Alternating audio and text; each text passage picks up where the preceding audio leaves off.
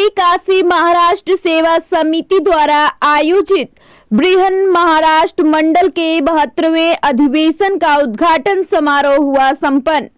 आपको बता दें कि श्री काशी महाराष्ट्र सेवा समिति द्वारा आयोजित बृहन महाराष्ट्र मंडल के 72वें अधिवेशन का उद्घाटन समारोह आज महमूरगंज स्थित श्रृंगेरी शंकराचार्य मठ में आयोजित किया गया, जिसमें बतौर मुख्य अतिथि महाराष्ट्र सरकार में कैबिनेट मंत्री श्री दीपक केसरकर उपस्थित रहे। स्टार न्यूज प्लस के लिए उत्तर प्रदेश के वाराणसी से रोहित सेठ की रिपोर्ट।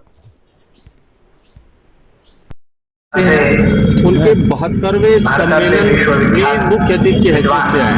आखिर आप इस सम्मेलन के बारे में क्या कहते? शिवाजी महाराज स्वराज्य का मंत्र दिया और मुगलों से लड़ाई की, और जब औरंगजेब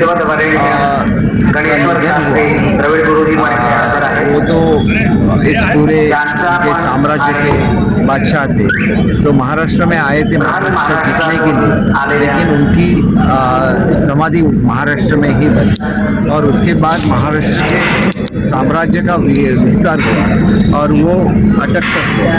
मतलब बहुत सारे जो आप बड़े स्टेट जानते हैं, जैसे बड़ौदा है, जैसे इंदौर है, जैसे ग्वालियर है, तो ये सब मराठा कल्चर था।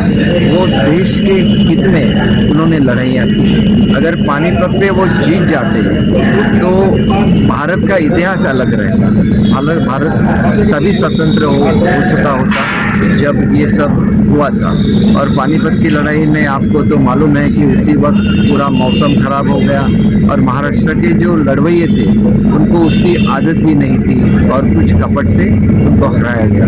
और उसके बाद महाराष्ट्र का जो साम्राज्य है, मराठी स्पीकिंग जो कम्युनिटीज है, वो अपने अपने स्टेट में वहाँ पे रह गए और इसको हम लोग बृहन महाराष्ट्र बोलते हैं, जो तंजावर से चालू होके दिल्ली तक आता है, पंजाब तक जाता है। तो ये आज तक हमारा जो कल्चर है, हमारी जो लैंग्वेज है, तो हमें गर्व है कि इन लोगों ने उसको प्रिजर्व किया है, उसका संवर्धन किया है।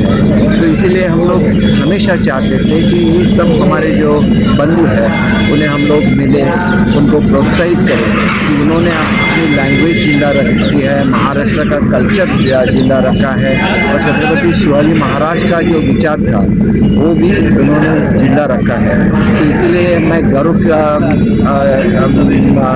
महसूस करता हूँ कि मैं आज खुद पंतप्रधान महोदय की एक कॉन्स्टिट्यूंसी में हूँ और उन्होंने अयोध्या का जब एक सपना पूरा हुआ था पूरे भारतवर्ष का, तो उनका जो स्पीच हुआ था उसमें भी बहुत उन्होंने छत्रपति शिवाजी महाराज का वहाँ पे जिक्र किया था। बहुत ही गर्व फील करते हैं। और मैं काशी पहले भी आ चुका हूँ।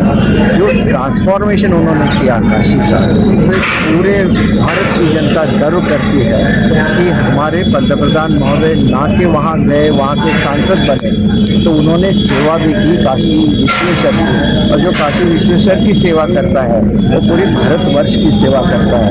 क्या बदलाव दिखा आपको पिछली बार आए थे अभी का? चौड़े रास्ते हो गए हैं, कॉरिडोर बन गया है और एक तरह से आधुनिक भारत का एक प्रतीक आज काशी में तैयार हुआ है। और आगे चल के भारत जो विश्व का नेतृत्व करता है और वो नेतृत्व किसी से झगड़ के नहीं करता है, उनको अच्छी सेवा दे के उनका नेतृत्व करता है।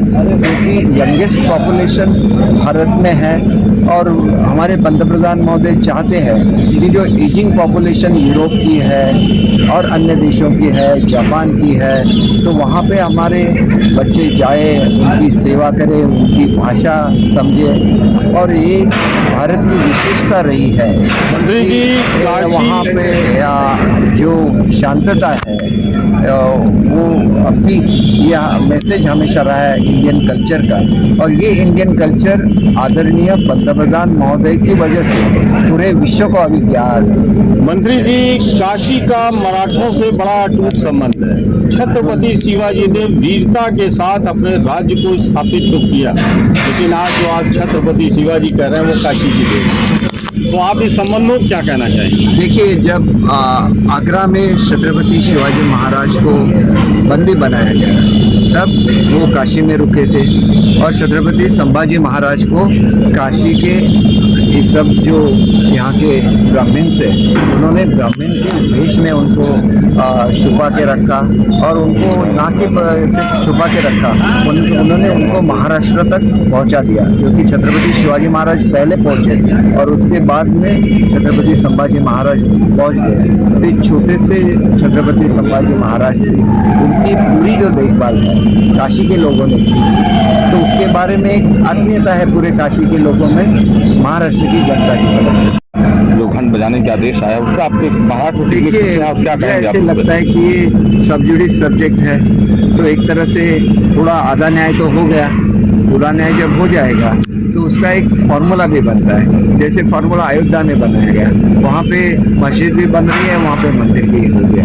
तो एक तरह के भारत का जो कल्चर है वो शांति का कल्चर है, तो पूरे विश्व को भी ये जानना था कि हमारे एक प्राइम मिनिस्टर ऐसे है जो सबको साथ में लेके चलते हैं। लेकिन इसके साथ ही अब हमारा जो कल्चर है, हमारा जो हिंदुत्व है, ये हिंदुस्तान है और हिंदुस्तान के बारे में वो गर्व रखते हैं, अपने कल्चर को प्रिजर्व करते हैं और इसके साथ पूरी जो जनता है भारत की उसकी वो केयर करते हैं। तो मुझे ऐसे लगता है एक तरह से ये अपनी जो हिंदुस्तान जिसको हम लोग बोलते हैं, तो ये हिंदुस्तान का कल्चर है और इसका रिजर्वेशन हमारे प्रधानमंत्री जी करते हैं और इसके लिए हम सबको उनका अभिनंदन।